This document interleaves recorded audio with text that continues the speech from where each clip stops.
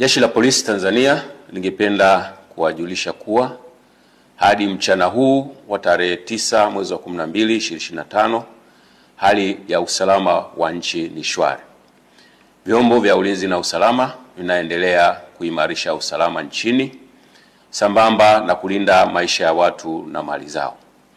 Aidha, Jeshi la Polisi lingependa kutoa wito kwa wananchi kuendelea kuzipuuza picha mjongeo na picha mnato zinazoendelea kusambazwa kwenye mitandao ya kijamii zikionyesha kwamba kuna maandamano yameanza maeneo mbalimbali.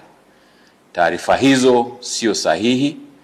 Wanatumia picha mjongeo na picha mnato za matukio ya nyuma kama vile ya tarehe 29, tarehe 30 na tarehe 31 mwezi wa 10 2025.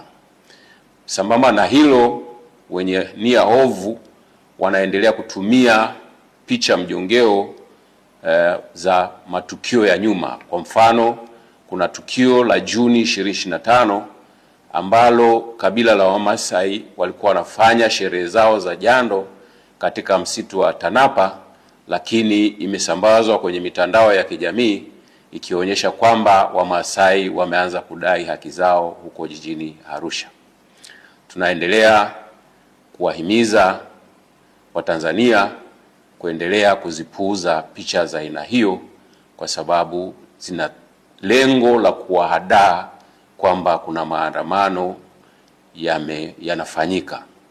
Ikumbukwe kwamba maandamano hayo ambayo yalikuwa yanapewa jina la maandamano ya amani yasiyo na kikomo yalipigwa marufuku toka tarehe 5 mwezi wa 12 2025 kwa sababu hayajakidhi matakwa ya kisheria ikiwepo sheria mama, yani Katiba ya Jamhuri ya Muungano wa Tanzania ya mwaka 1977 na sheria ya polisi na polisi wasaidizi sura 322.